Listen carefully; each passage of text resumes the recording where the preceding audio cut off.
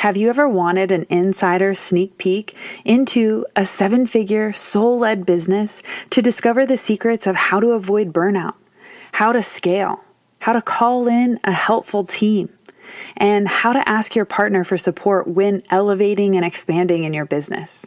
If so, stick around for this episode because we interview my friend and fellow hair bestie, Elizabeth Faye, the founder of Hair Love Retreat and Hair Love University. She's an ambitious and passionate leader, entrepreneur, business and life coach, author, speaker, salon owner, and mother. She really sets the tone for what this industry needs to create a massive, powerful impact. Hey, we're Britt and Chris Carmichael, and you're listening to the Elevated Life Podcast. Throughout the 13 years we've been together, we've never ceased in our endless quest to better ourselves. We've studied top experts, philosophers, and gurus. After years of personal self-experimentation, we found the tools for shifting your beliefs, moving through fears, and developing a positive mindset. If you're ready for a breakthrough, then you're in the right place because we're here to empower you to take control of your life with simple mindset shifts that create radical transformation. We'll be diving into topics like personal growth, health, philosophy, spirituality, relationships, success, and mindfulness. So create some space for yourself and get comfy. It's time to become the badass you were born to be. Hey, Elizabeth, and welcome to the Elevated Life Podcast. We're so excited to have you, a fellow unicorn making massive, magical moves in the world. We're so excited to shine a light on you today. How are you? I'm excited to be here with both of you. Thank you so much. You know, this is so cool because we had the pleasure of meeting you at Hair Love Retreat last year. And it's interesting when you form relationships with people online, they either make it or break it. And I feel like,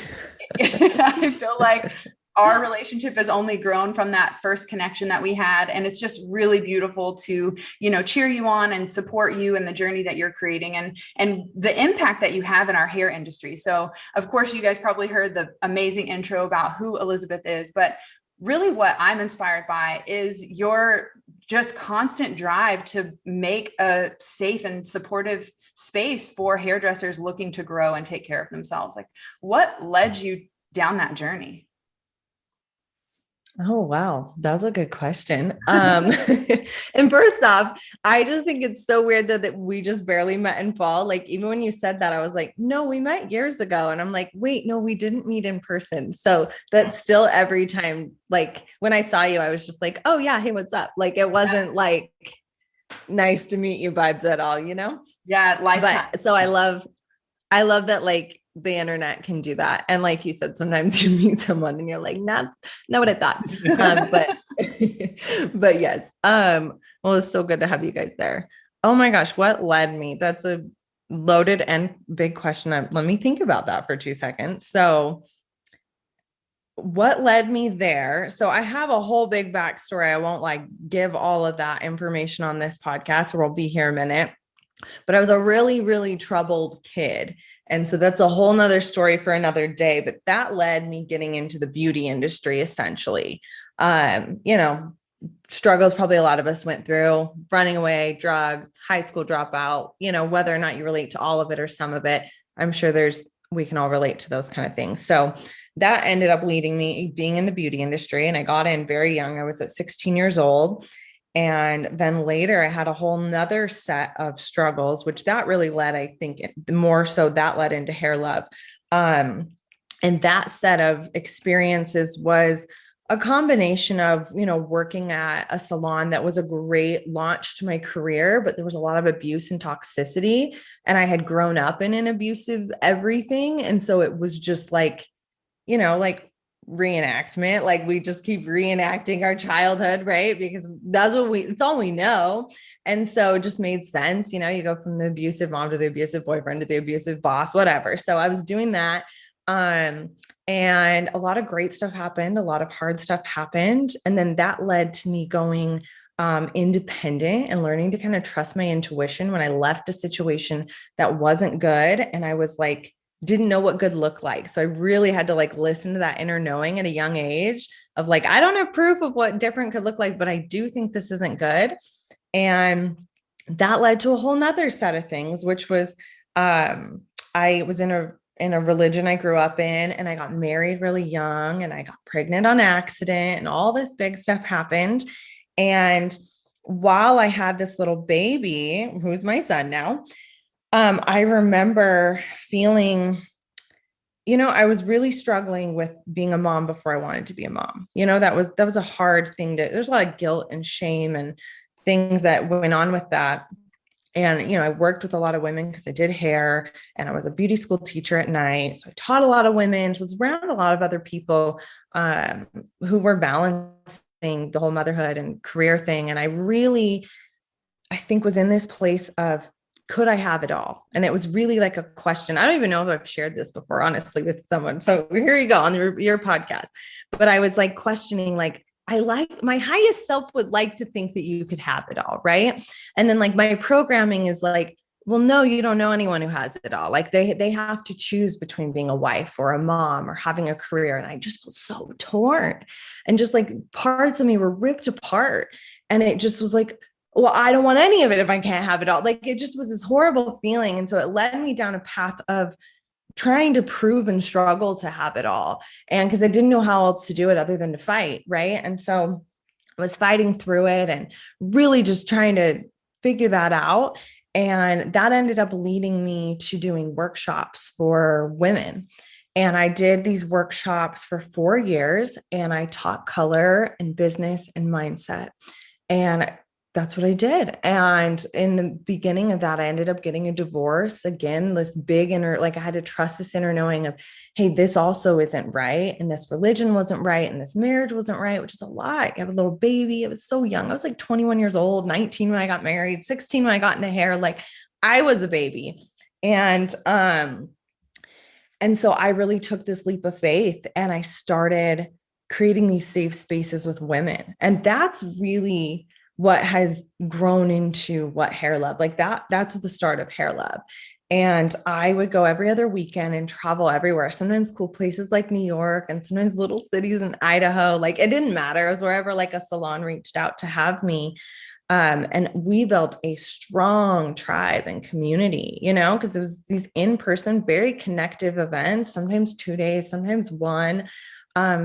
Very casual, nothing fancy like Hair Love is now, like we didn't even have freaking swag bags, like none of that shit. Later, we got fancy like a few years in, and I was like, oh, we gonna be bougie and have swag bags. But that took like lots of workshops later. I remember my friend Lo Wheeler was like, have you ever heard of swag bags? You can like give people like candy and like a little paintbrush. And I was like, that's such a good idea. Like a party favor, like it's probably not even that cool of an idea, but like, I thought that was so cool.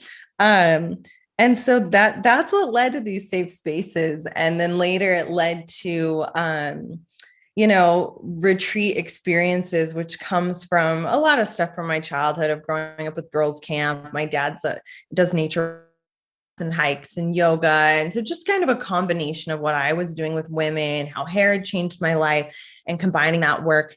And then years later led to, color and business and mindset turned into business and mindset. And then business and mindset really turned into subconscious work and business. And then that turned into me basically being like a fucking therapist and like, going to school to become that. It's like, who in the hell would have, right? But like also makes so much sense. So it's just kind of evolved over time. Like some people are always like, that was so fast. It really wasn't. Like it's just evolved over years. And but it's always been safe places. It's always been women, and it's always been about connection. And yeah, I hope that answers that. Yes, I love it. And I think there's some really big key points here. And the first one is that a lot of times your purpose, passion, those things that in your life, a lot of times come out of bad circumstances, stuff where you suffered through. Now, a lot of people, especially women, because that's who we talk to all the time, they feel like their story is not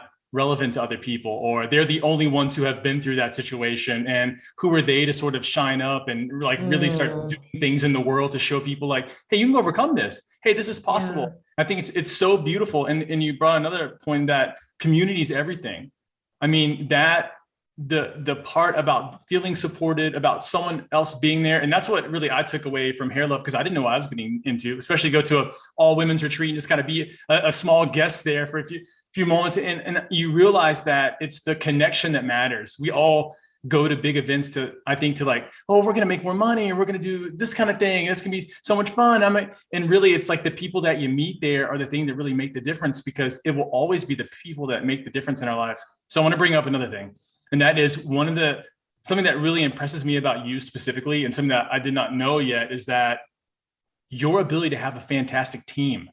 The team that surrounds you, and your ability to ask for help and to reel those kind of people in. I think most of us, not just in business, but in life, are missing out on that. Can you talk about the importance of having a team, and like what they're able to do for you and offload tasks and everything? And was it perfect from the beginning? I feel like I've hired and fired so many people. I'm like, I need Elizabeth Faye's like quality of team. I think I told you that, Hair Love. I'm like, how do I get these people like to operate at this level? So what's your secret sauce, sis?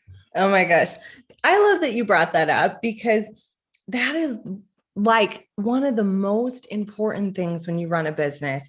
You know, we always focus on the people we serve, but who are we serving with? None of it happens without team. So I'll say a few things. No, I'm not perfect at it. No, I haven't always been perfect at it. I will say I do think I naturally have always been able to easily manifest and call people in. I will say that that's come a little more natural to me than some of my clients. Anyone can learn to do that, right? So if you're like, someone listening is like, oh my God, I've only ever had horrible, assistants or whatever that is, like, yes, that can be something you can work through, right? And I have had some really amazing mentors and shitty mentors who were also amazing, right? Because they showed me what to do and what not to do. But I did grow up in a Paul Mitchell culture where team was just everything. So that was always really ingrained in me. Like, the power of the team is like what runs a business. Do you know what I mean? Oh. Where I know, some hairdressers, I don't know everyone's story listening. Some of us, we start independent and we don't even think of team as an option. Right. And then later you're like, oh my God, I'm so busy. And other, starting team businesses. Team is everything. And I think my biggest advice is people follow vision and mission, and it's just the person who's the vessel. So people are not following me. I'm the vessel of purpose, mission, vision, right? And us in the team co-create, co-lift up this mission and vision together. And when you disassociate from your team as other, I think there begins to become almost like a hierarchy, and there are different roles in leadership, 100%, but I don't see those roles as like up and down. I see them as like horizontal, right? And they just have, we all, like, if you listen, I'm a big believer in human design, and like my team's trained in it. We let our team work within that. My partner and I work, like, that's something I've experimented with for 4 years. It's something I really love, but like, whatever, personality test, human design, whatever you believe in, we are all designed differently, right? We all have different roles that we fit in better. And so it's finding people to fill a role that they thrive in, that they're the best in. And I think that's really important, is where you place people in your business. What do you like to do? What kind of vision do you have? Are you task? Are you linear? Are you creative? Are you vision? Okay, good. Don't give that person fucking task, right? And so really, like, that's something, honing in on that with my team and pulling those levers for them has helped their fulfillment go up. It's helped their productivity go up. It's helped their work-life balance go up, and it's become more fun. And just really, I've had to, for years, honestly, I'm not going to pretend like this hasn't been a big one for me.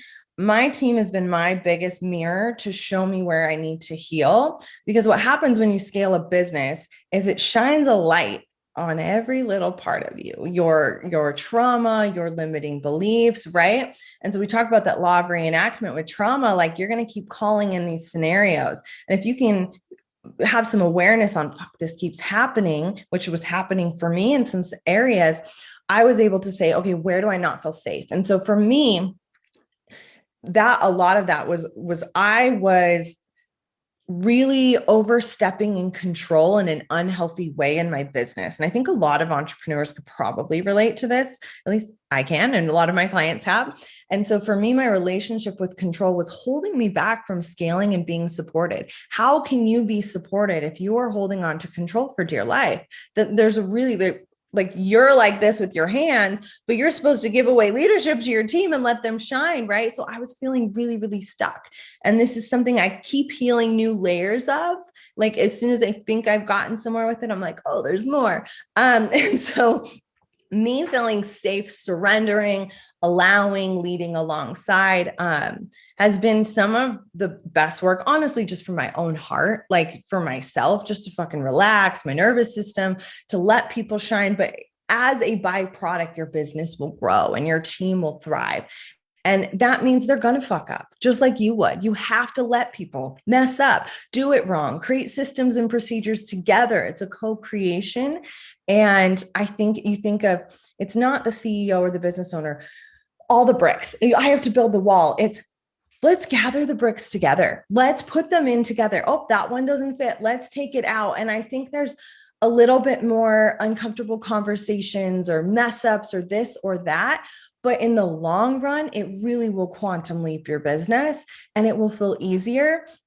And I think the more you can lean into how can I be supported in this? Where can I really shine? It's a question I ask myself all the time. What is the only role I should be in? What's the only role Maisie should be in? What's the only role Lexa should be in? Who is this other unicorn that fits into this other weird ass task that I know nothing about that needs to be done? And how can I manifest that? And it's just like, is that help? It's like, get up out, fly up with the business, look at what's going on, and that's the projector in me. I'm like, that's like my gift is I fly up high and I can see things.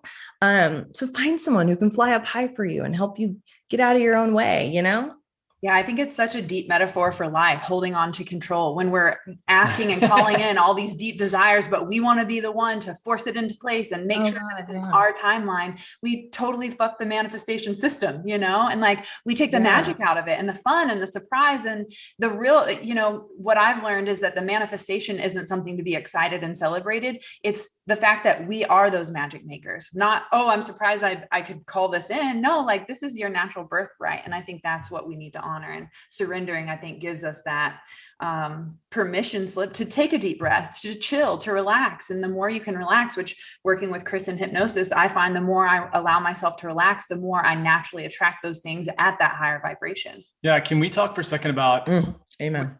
Whenever you serve a lot, whenever you serve people like you do, whenever it's just like at retreats, when you do masterminds, you do things like that, and you're constantly in this give mode, how do you recover? Like, how do you recover after the event? Like, what are you doing? Because like, it's really easy to get burnt out, especially when you love people the way that you do, especially when you serve people and you're listening to their deep inner problems. Because especially those inner problems are the ones that bubble up to the surface. Like, oh, this has been my problem the whole time, but I wanted to ignore it. But here we are.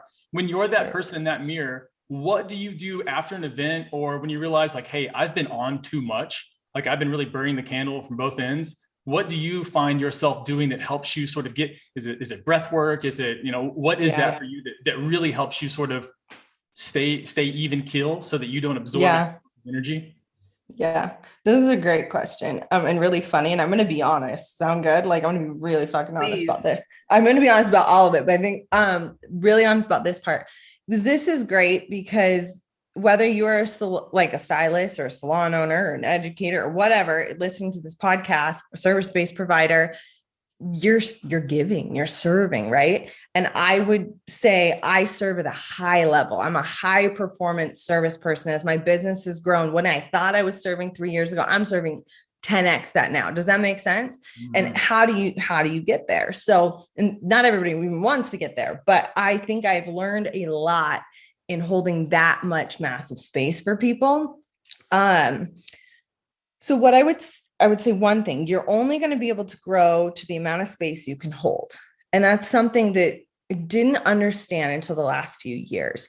And I get it now. And so when I can learn to hold better space, I can hold more space. Does that make sense? So I can have more clients. I can have a bigger program. Like I'm going to tell the universe, I need to be cock blocked from having more people in your chair, in your business, in your program. Because you're like, I can't fucking hold that much space or I'm going to lose my shit. So I really want more money, but I don't want more money because I can't fucking handle that. Does that make sense? Yeah. And I feel like when you talk about holding space, people that might not be as developed as we I'll are, explain it. Yeah. is what that means is not taking on people's emotion and energy as your own. And hello, empaths, like we're so naturally good at that. And we think if we absorb all your shit, then everything will be healed. But no, you're still both fucked up. Yeah. So holding the space is not pulling in their energy and emotion and taking it on as your own. As you're energetically protected, you're setting the intention, and that's a practice. I have to practice holding space until that becomes something I'm consciously doing, to something I'm experiencing and doing, to something until it becomes part of my nature, right? When you do something long enough, those of you that do hair, right, you are no longer consciously like, this is how I hold a foil. Like it is like part of your being now. So if you practice holding better space with your clients, it's a whole workshop in itself, but like you will get to a point where it will become more natural for you and it will feel better. But what do I do?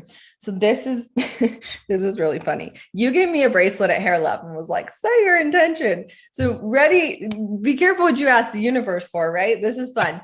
And have you ever, I'm sure you've learned this, Britt, but anyone, like sometimes later you're like, did I really want to be stronger? Like you're like, oh fuck, I don't ask for patience. Okay. Do not, attention warning, do not ask for patience, y'all. You'll get a lesson. Strength, resilience, rest. Don't fucking ask for it. Like, nope. Like he's like, oh, you would like to rest. Now you're sick. Anyways, funny, but sometimes we're surprised and delighted. I am scaling my business, right? As we said. And so I'll give a quick backstory so this makes sense.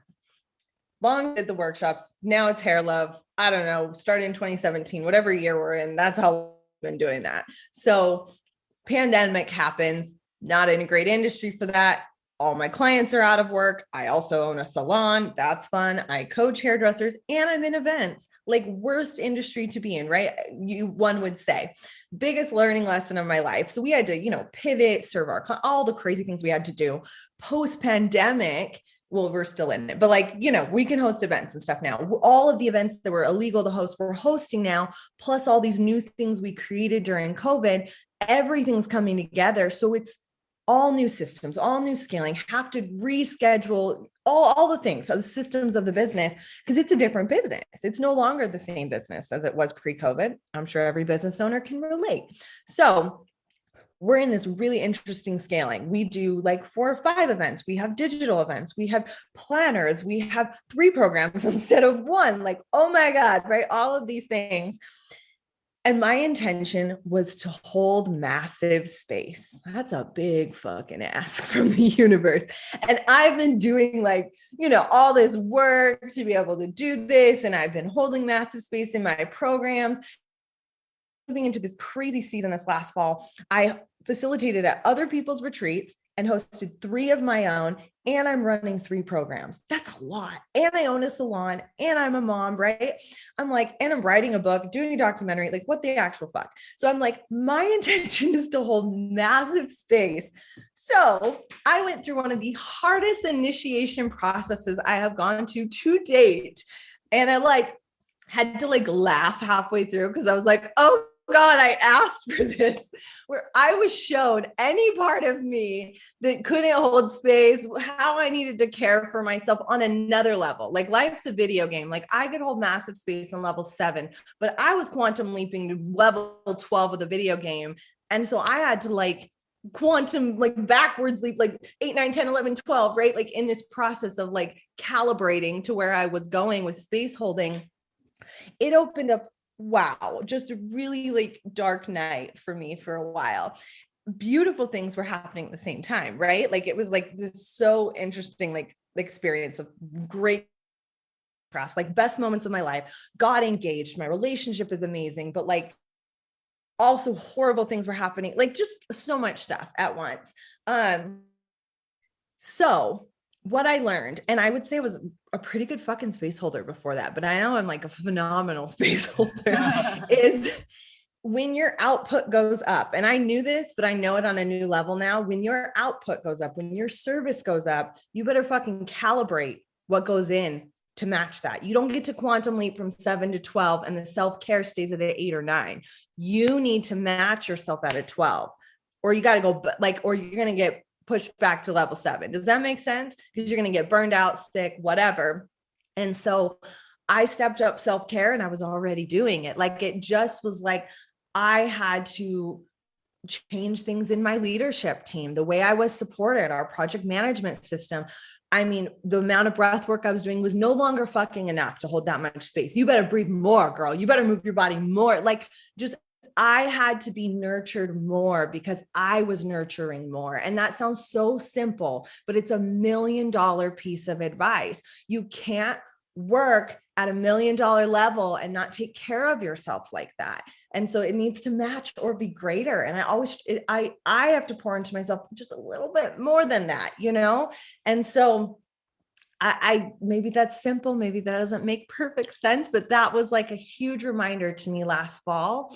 And I sat through my schedule and I literally did math hour of how many hours I can energetically coach and feel good and put a cap on it. And I did the math for all next year. And that's what I'm going to hold the space for, you know? So if you're a hairdresser, do that and then make your prices make sense for that. What can I energetically, how many team meetings can I handle before I just want to kill everyone? Right? Like, what needs to change? Because I have energetic limits that I just need to honor. And for me, the more I produce, the more time I need to be alone, the more time I need to be in white space, the more time I need to breathe. And it's almost backwards. The more my business grows, the more time I spend on myself. And I would say high performers would all tell you that. Yeah, it's directly connected. The thing that I'm honoring this year in my energetic space holding for people is I'm not working on my period week. Like my PMS week, like, no, I know enough about me and how I need to take care of myself and the way that I respond and the influence of energy around me. I'm just going to take a step out and rest and give myself that permission. So this year you'll see my calendar blocked off like once a month, the same week, like all the way through the calendar, like, no, thank you. But on the other side of that is I realize I'm extremely creative during that time. I want to rebrand my whole website and redo the funnels and blah, blah, blah, blah, blah. Like, that's when I want to go inward and start, changing things. So I think it's important to honor your cycle and like where you need and more energy. Yeah, you brought something that's really, really important. I think that a lot of people don't get because they're not there yet. And it's funny because like when I offer my services, when I do hypnosis work, people who aren't there yet are like, man, yeah, that's really pricey. That's really expensive. And my people who are at that top level, those top level performers, they're like, dude, I don't pay you enough. They're like, I would pay you 10 times what I pay you now just to sit down for 5 more minutes. And it's incredible how much you really do need on that self-care level and how much you guys thought, just relax the thoughts for a moment. Because when you're on and when you're especially at a higher level, how many thoughts are zinging through your head and the amount of responsibility that you take on and how much that weighs on your heart, how much you're dreaming about it, how much you're thinking about it while you're eating food with someone that you care about. And it's so much. So that makes me want to wrap back to something when we were talking about teams, that thing is also crucial that I almost never hear anybody talk about. Can you talk about about the importance of having a partner who supports you and maybe some advice for women who are sort of stepping into that power role? The superstars. Yeah, the superstars. What could they tell their partner, or how could they address their partner to tell them like, hey man, I need a little more support from you, or hey, you're doing a good job, or how can they get that? How can they bring that same kind of love out of their partner and get them to understand like, I'm on a mission here. We're going to be moving around. I'm going to be doing things. It's not going to be just like the normal lifestyle. I need you to support me in this. What could they say to their partner? This is a big one. This is a loaded one. And this is one because I work in my higher level mastermind. A lot of them are in relationships. And this is a lot of what we talk about. Because this is a real thing for high performing women. So I'm going to say this in the most precise way I can. I'm going to say this. I was married before to someone who was unsupportive. If you were, and that relationship ended, that was not solely why. I see that if you were in a relationship with someone who is unsupportive, that does not mean it's going to end. That's why I'm like prefacing this.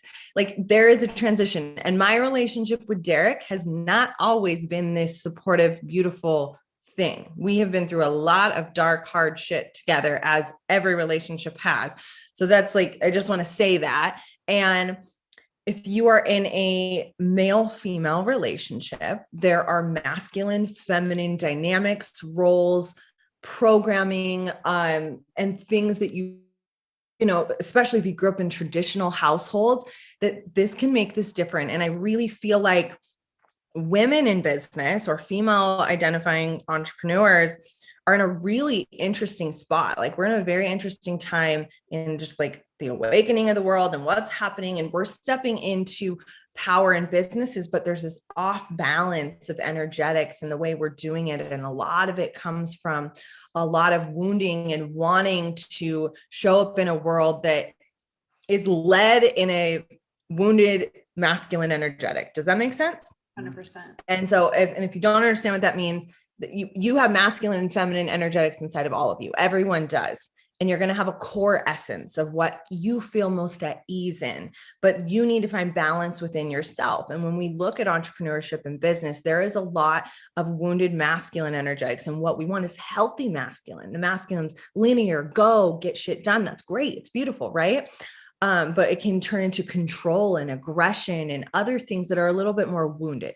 And so for me, I led in a wounded masculine energetic my entire life, as I would say most female entrepreneurs do, right? Designed that way. Yeah, it's literally right. Hustle culture. Like it is, this is no secret. I'm just saying it in like a spiritual language. So like, but this is what's happening in the world. What is happening is we're calling forth healthy masculine energy and balance with the healthy divine feminine energy. And there's lots of things happening in the world that this balance needs to happen. And, you know, so what we can do as female entrepreneurs is we can find that balance within ourselves. And so what I would say is I would first focus on finding that balance and support within yourself. Because sometimes when you expect your partner to show up in a certain way and they don't understand your vision or why you're doing the things you're doing, then it starts creating relationship issues and resentment and things like that. So I would say find some clarity and peace and alignment really within yourself, where you believe in your purpose and your vision and what you're doing more than anyone outside of you, even your life partner, right? And try to help yourself, you know, feel as balanced as you can with that. Have a community, have a coach, and as best as you can, try to communicate why this is important to you, where you're going with it. Try to share your vision. And I would say do your best to not have an agenda or outcome of exactly what you want them to say or do, because they might not have the exact response or reaction, but you can share what you wish it would be. I have a preference. I would really love it if this is how you could support me. And I do think, you know, there'll be some people, they'll just easily jump to support you. That's their nature. You guys have that relationship. And there may be some dynamics where your partner feels threatened or the time's being taken away from them. And that's normal too, right? Like the entrepreneurship shows us where we're wounded. Like it's like the best healing journey of our lives. And your partner gets drugged through this shit. And sometimes when you are the ambitious one, they didn't ask for all of that. And so you have some compassion that they get to go on this journey with you. And maybe they didn't want to, and try to love them through that and see it as like, this is my purpose. This is my vision. I'm going to heal through this. And they're going to get fucking triggered. Their little boy, their little girl, you know, hey, what's coming up for you? And I think I spent so many years fighting about it versus being like, what are you going through? And him being like, well, I feel like I'm not a man because you're the one making all the money. Like we should have just got to the fucking chase of it. Right. And that took so long for us to, you know, put our guards down and be that vulnerable and have those conversations and just honor each other. You know what? That makes a lot of sense. And my little girl was abandoned and she has to do all this stuff to feel safe in the world. And she's trying to be more regulated. And we're doing this dance together. And it's a healing opportunity if you let it be. Did that make any sense? Yes. Beautiful. It's always the perspective and communication that helps heal and get you guys on the same page. And it's so funny because the other day I looked at Chris and I said, don't you just love having a front row seat to my spiritual growth? And he was like, sometimes, but I really like it on the other side of the growth.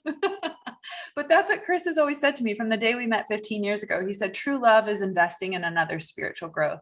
And if you're in a partnership, I mean, we're about to host our Evolve Couples Retreat. So speaking to that, like if you're in a partnership that is unsupportive, either have a conversation to see if you can get that. And if not, get the fuck out.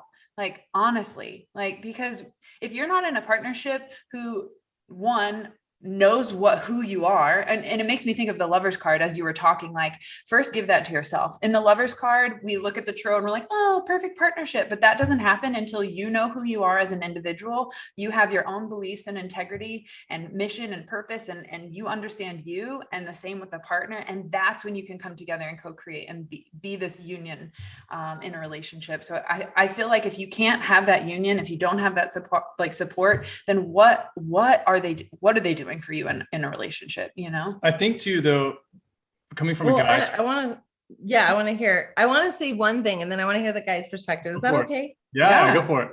Because I want to say, as someone whose relationship took a while to get there, because I would have been disheartened to hear get the fuck out. I would have. So I'm just going to say that to the person who maybe like hears that and that hurts their heart a little bit, or that makes them feel a certain way, is only you know your relationship best. Like if you are the one who has to decide, like, this is worth the patience and the work, you know? And just because you're having a spiritual awakening or awareness doesn't mean they are, and it doesn't mean they won't. And so you have to intuitively figure out for you, you know, like how long you're willing to wait with that person, or if it's okay to be on a different journey. And, you know, we don't always have to have the same awakenings or awarenesses to be connected or have that happy life, you know, and everyone has a different preference on what they want out of a partner. But if you're in something deep and you've been in it a long time, you know, you have kids, like it's not that simple sometimes. So I just say, you know, encourage them to maybe find some support, whether it's a retreat or a coach or a therapist, or go on your own journey. I think what really changed for us is when we stopped working on us as a couple and we each started working on ourselves as a human being separately, and then came together, because it's your own shit. You're both dealing with your own wounding. And so if you're just dealing with the dynamic together, that's just the mirroring of what's happening inside of each of you.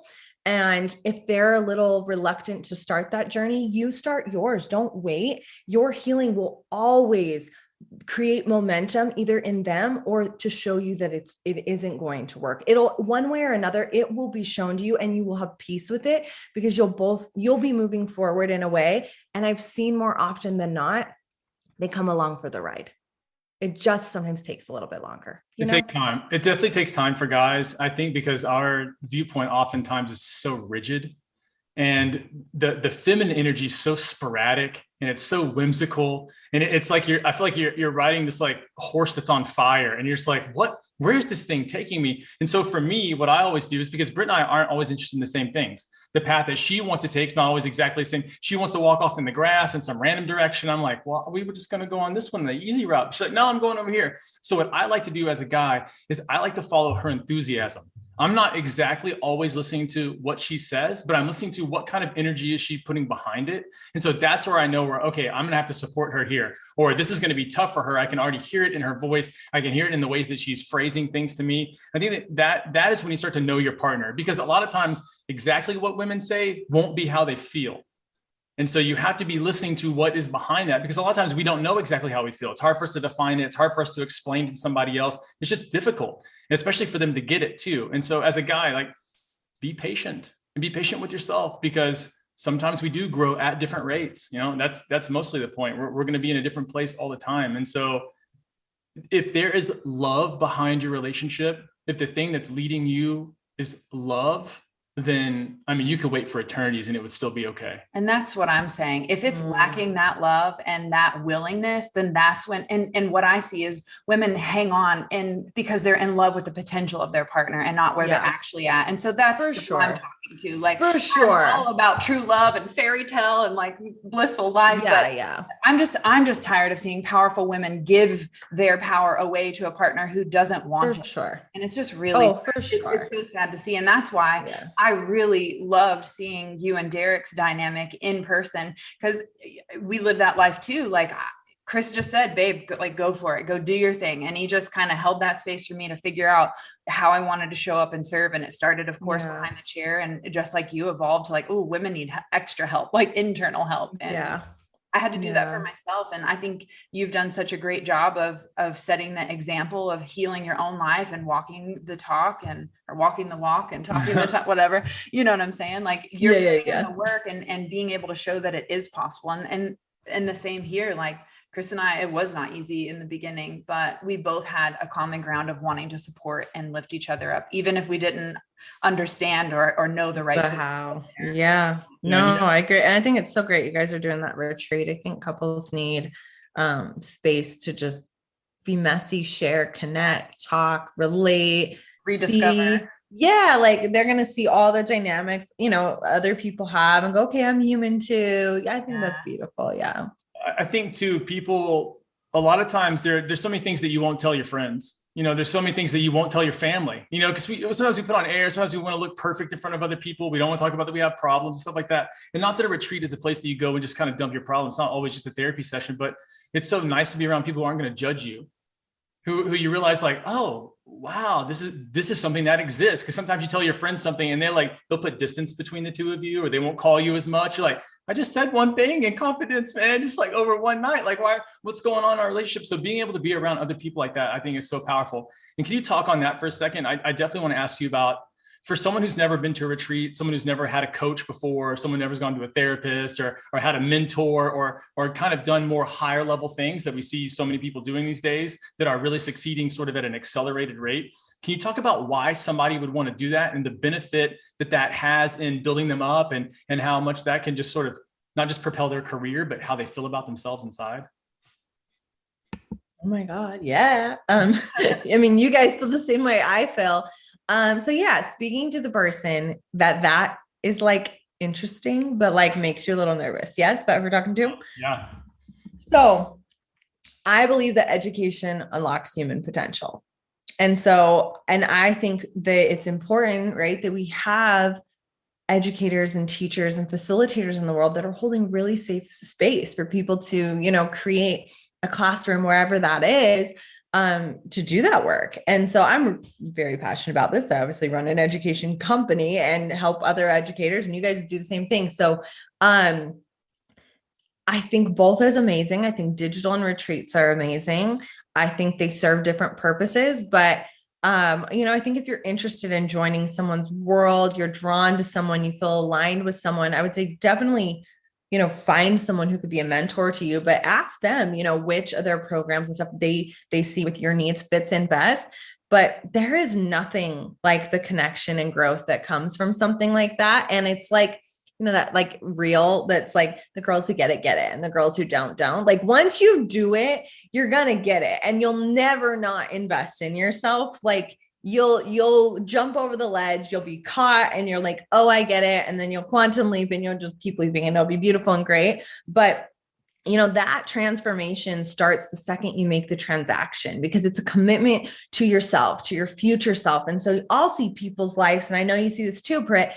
Their life started changing when they bought the retreat ticket 6 months before the retreat, because they've now just made an energetic commitment to that relationship. Does that make sense? So they're coming to a couples retreat. So the fights are going to start. The hard conversations are already starting. Like shit gets real because you've committed to more. And so you're ready to look at it.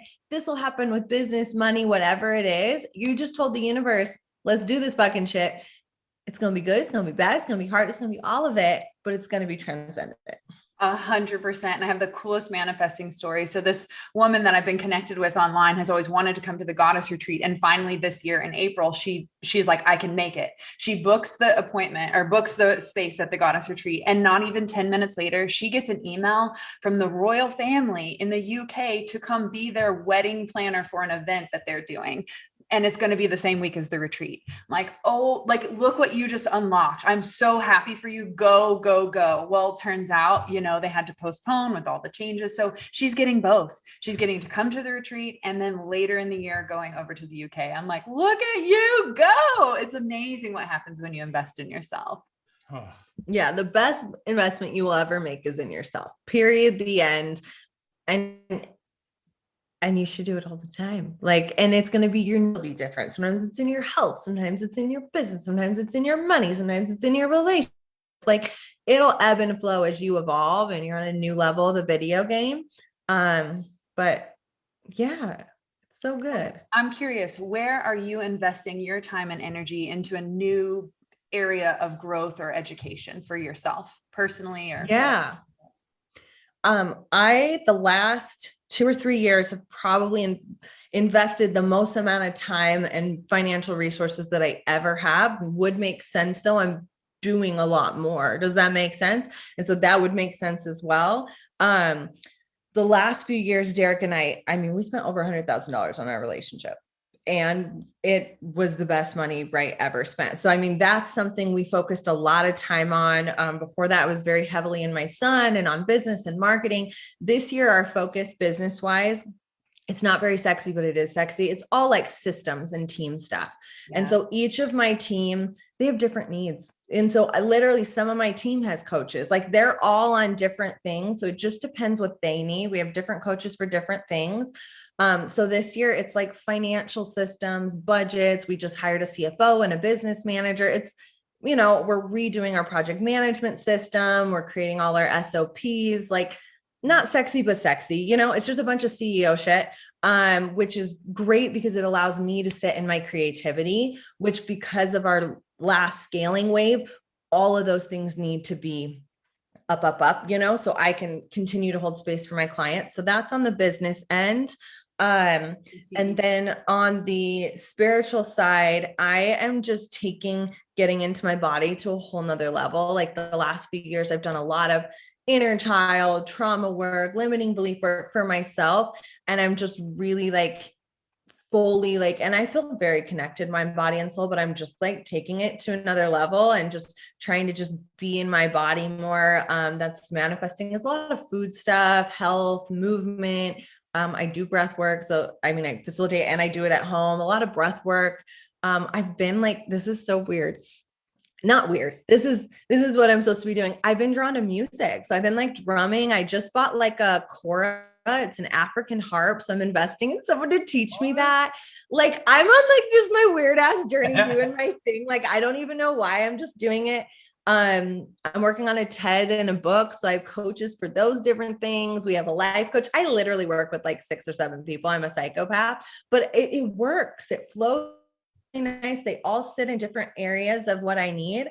I don't think I will all work so heavily with so many people, but I'm in a very transformative phase of my life, that I need a lot of support. I won't always need that much support. And so, yeah, that's what I'm focusing on. I'm learning the harp. And so I'm doing, I don't know, just live my life.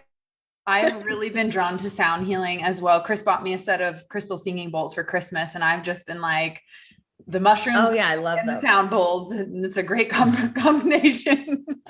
Yeah, no, that's what I started with, and I literally, this is so funny. This is a funny manifestation story.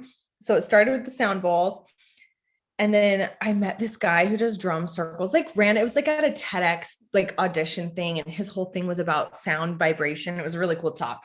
And so we connected. And then, so my birthday, Derek bought me this really beautiful hand carved drum I waited for 6 months. And I literally keep wanting to take lessons to learn an instrument. My soul just wants to play music, which is so random, it has nothing to do with work. But anyways, but I'm good Lord, I don't want to spend all this extra time and energy, learning piano or something. Like that just is like more than I'm willing to do. So I started like randomly having people come in my life who know about like ancient instruments, which is the weirdest thing. And they're like, did you know ancient instruments are easy and sound is not supposed to be difficult and it's supposed to be harmony? And I'm like learning about like all this like mystery school music shit, which is like so random. And then I meet this guy in Tulum who makes koras, which are like a lost art. He makes them out of gourds. He makes like, I give him cash. I hope it gets sent to me, like the most random story. And I was like, will you Zoom me and teach me? So I have this like African heart being sent to me, and it's so simple. It's so beautiful. You can't mess it up.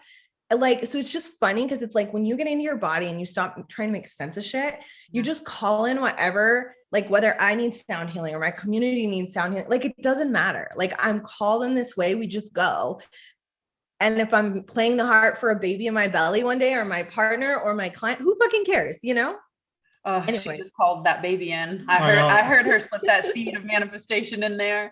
Oh, well, that's so beautiful. And that's really living an inspired life and allowing spirit to guide you to that next step and not trying to logic your way there or hustle your way there. It's just flowing to that next piece of information of your life. I think that's so beautiful. Anything else you want to ask her before we wrap up? One more big thing, because I got to meet Papa Jeff at the retreat. And I just want to ask you about the importance of bringing other people that are in your life that have made a big significant impact on you and introducing them to other people. Like, how does he love that? How does that work with you? And like, he was definitely one of my favorite parts. I spent so much time with him. He even showed me his bead collection. I mean, I felt like I was on the inner circle VIP action. He came over there with this bag. He's like, hey man.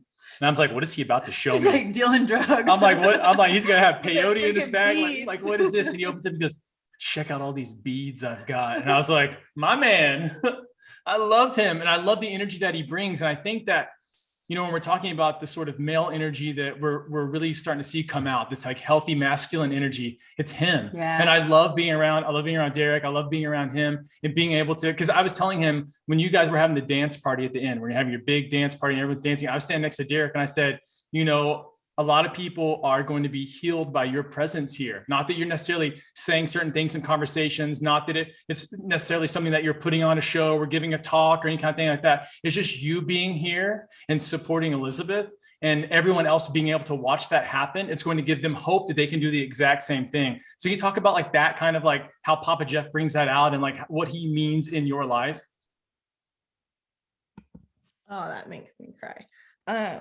So our last retreat, we were just in Tulum, and it was, you know, you guys host retreats. Every retreat is different. Even if it's the same curriculum, you say it in a different way, in a different spirit, and a different energy, because you're in a different place and then all the things, right? And the different people are bringing in different things. And so this last retreat, it was one of the coolest experiences I've ever experienced. There was such an energy of love for the healthy masculine. And when you work with women, there's a lot of hurt around, you know, men. There's a lot of hurt around men, whether they were sexually hurt or their heart was broken or in the workplace.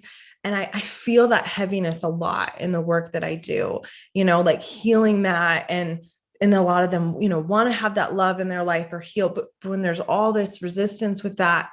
So I love what you said, just the presence, right, of a healthy masculine in the room is so healing. And it really, really, really is. And I have a wonderful father who's got a beautiful, healthy masculine energy, holds great space for women. And I had a lot of abuse from men, you know, as a little girl, and it's mom stuff. And so it was like, you know, boys and bosses and abusive boyfriends and abusive husband, lots of stuff. And it's kind of come full circle where when you mentioned Derek, just his presence there, this last retreat, I watched him embody taking up space in a beautiful way. And it's a lot of it's because I am healing my relationship with control. I'm stepping back and allowing, I'm surrendering, right? That I can be safe and let a man take up space in my life. I'm not smaller.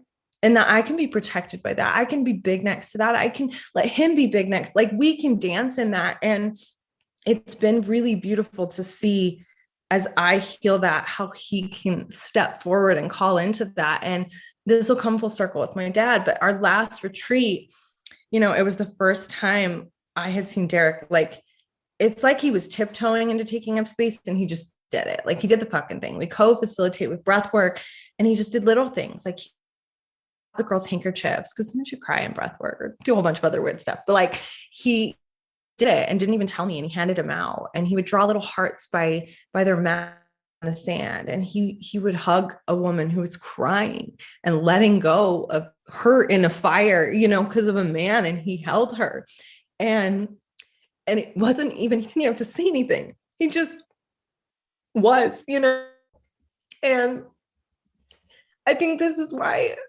healing is so important, because just being healed is healing for other people, right? We co-regulate with people just by doing it. And so I love that you said that. And I love that the more I do my work, I make room for healthy masculine in my girls and at my experiences. You know what I mean? Because you can feel that. And it's so grounding, right? We need that energy, and it's so, so important. And so, my dad is a really great, beautiful thing for that, but it's been beautiful to see kind of like with Derek, that come full circle. And it was just so cool. That whole last retreat, we did something called the Temazcal. It's a traditional Mexican ceremony. It's kind of like a sweat lodge. I mean, that's not a sacred enough way to say it, but you can look it up. And the shaman who guides it, we had set our intentions into the fire, and it's a whole experience. And my intention was, the Temazcal represents the womb. So we're going into the mother's womb, right? So things from my mother, my grandmother, all of that. And my intention was and I've done this before, but it was to let go of things that didn't belong to me, that belonged to my grandma, belonged to my mom, that were hurting me, that were making it where I am holding on to that control or not feeling safe, to have that masculine energy, to let Derek take up room, to let him love me, like to let him step in and be a beautiful protective energy for me. And just when that had happened, the guy who was running the fire for the Temazcal, they're bringing in coals. So they have someone out there working. He had to go. He had an emergency. And Derek had to step in and help her run that ceremony, which is not typically what they would let someone do. But we were in the middle of nowhere. I mean, we had to have someone do it. And he got to protect us. He got to stand outside that Temazcal. He got to hold just like amazing space. And I mean, I felt it. Like I let go of shit in there that needed to go. And like the love for men in that Temazcal, I've never experienced that. I've worked with women for years.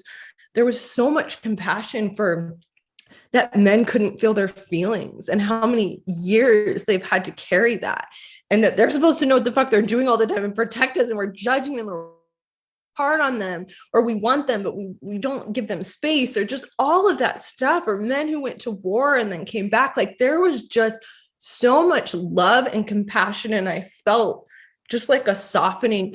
And that's right. We want to be unionized with the masculine and feminine. We need compassion and love and understanding. Like we cannot be unionized when there's judgment and we're being so hard on each other. And that's within ourselves as well. And I felt that softening with the women in that circle. And it was so beautiful and so grounding. And Derek didn't even realize how much healing he facilitated by just holding that beautiful, safe space, until later when just like women showered him and they were like, just witnessing you and you witnessing me healed so much for me. And it was just awesome. And so I watched my dad do that at retreats, and now I'm excited to watch Derek do it. And I just have a lot of love for men. And that's not something I could have honestly said in my past. And it has helped me grow my business and have a better life. And yeah. I have full body chills. Yeah, that was beautiful. That was beautiful. Mm-hmm. Wow. Oh gosh, my heart feels so full. It's so beautiful to see that the people that we bring in to help facilitate this. I mean, for example, my mom came to my first goddess retreat and she had a stroke in 2012, and her presence is really what I wanted. I didn't expect her to be on point with the calendar and the timeline and like keeping me in check. That's not who she is anymore. But one night she fell asleep on the couch. I think it was either the first or second night. And one of the girls was having a panic attack, and she came out in the living room. And she said she was about to lose her shit. And all of a sudden she looked over and saw my mom sleeping there. She's got a lot of mom issues. She said, I saw your mom laying there and I instantly felt peace. And I just went right back to sleep, which normally I'd have to take medication and do all kinds of, go through a whole whirlwind of anxiety and emotion. And it is so amazing how just the presence of love has the power to heal. Yeah, I think it's important to a lot of times we think that we can fix other people's problems, which we cannot do. We can love the people, we can't fix them, but it's not always going to be something that we say. Sometimes it's just going to be us being there. And it's a tough lesson for a guy to learn, especially because it's so much easier for us to rush in and try and be like the knight in shining armor that we've seen in every fairy tale. And I'm going to solve it. I'm going to slay the dragon. And most people don't really need that, especially really powerful women. They don't need that. They just need you to be there. And just like we talked about, that presence right there alone is enough. And so sometimes when you feel like, well, I don't know what to do and I don't know what to say, good. Don't do anything and don't say anything. Just be there and just let things play the way they're going to play out and just enjoy it and let them be in that moment. I think that alone can heal so many people without having to think through, without having to have some sort of slick technique that you're going to apply to somebody or something weird like that, or say this extremely profound quote. It doesn't have to happen. It's just the presence. That's so powerful. Yeah. And that applies behind the chair, right? I love this quote. I don't remember who said it. It's probably someone amazing, but healing happens in the presence of an empathetic witness. And that's holding space, right? It's not taking it on. It's just being an empathetic witness. I see you. I love you. I hold space for you, not having to do anything about it. And I think these retreats are a beautiful example, but that applies to salon owners, people behind the chair, coaches. I mean, just your partners, like, oh, so good. I know. I think the future of feminism has to be devoid of anger and unfairness in the way that we were treated, and has to be replaced with love and compassion and understanding. 100%. Like, they were afraid of us. That's why they treated us like that. And 100%. now we know our power. Okay. So everybody watch out. Yeah, 100%. Well, and it's just finding that balance and that love. And man, this has you been guys are doing a good job. Beautiful. Thank you. And I'm just so grateful to, walk alongside you on this journey and to be able to hold space for this world to heal and set the example. And it's just really nice and refreshing to come across other leaders, and no leader is in that position without suffering, So I honor what you've had to go through to be able to step into the light and to be a shining example is no easy task. And we just need more of that. So keep shining on, sister. And one thing we always like to wrap up with is asking, what does living an elevated life mean to you? I think just living fully expressed, just being able to express it all, feel it all, the good, the bad. Not being afraid of who you are. Yeah. Oh gosh, I love you so much, Elizabeth. If you want to share where people can find you, connect with you, and anything that you've got going on, feel free. Yeah. I have a personal page, Hey Elizabeth Faye. If you have any questions, I share a lot of downloads and fun stuff there. And then our company is Hair Love University, and you'll see all the things there. But yeah. Yes. All the magical things. And I'm just so excited to see everything unfold for you this year. I mean, planning a wedding, unveiling a documentary, so many cool things happening in your world. And so this is cool. Actually, if you're in the hair industry, we have a free digital event we do every year, and there's a scholarship, and I'm sure Brittany will donate to it like she did last year as well. It's called Hair Love Live. Let me see the dates. But it's literally free. There's speakers on all sorts of things. And then there's a scholarship that you can apply for, there are tons of people donate. I think it's the 7th, 8th, and 9th of May, but you want to go live, and it's really fun. There's games, there's yoga, there's business, there's all sorts of things. That's actually a really amazing thing. That's totally free. And yeah, that's a good one. And that's when the documentary is premiering. That was my whole point of that. But yeah. Hell yeah. I can't wait to party with you digitally. It was so cool to see how you pivoted in the pandemic and allowed for this digital experience, because I have to say, that being a part of that and being able to teach and being exposed to your community has changed the trajectory of where I even was taking my mission and purpose. I was trying to walk away from the hair world, honestly, but Spirit was like, no, honey, this is who you are. Don't deny that part of yourself. And so thank you for opening up that space for me to even see how impactful the work of self-love and the woo-woo side of things really is needed in our industry. And I'm just so, so grateful for everything that you've created. And instead of getting mad and pouting pouting and just throwing a fit and saying, well, poor me, you fucking took it by the horns and made some magic out of it. And I'm just so inspired and proud of everything that you're doing. I hope you know, like, you're leaving a legacy. I received that. Thank you. Well, thank you so much for your time today here on the Elevated Life podcast. We absolutely love sharing the wisdom and shining a light on you. And until next week, we'll see you then. Peace. Thanks so much for tuning in to the Elevated Life podcast. Want more? Join us at theelevatedlifeclub.com for mindset upgrades, lifestyle hacks, and spiritual tools to elevate your soul. Each month features a new masterclass, meditation, yoga practice, and more to help you transform your life one step at a time. Come join the 7 or Above Club.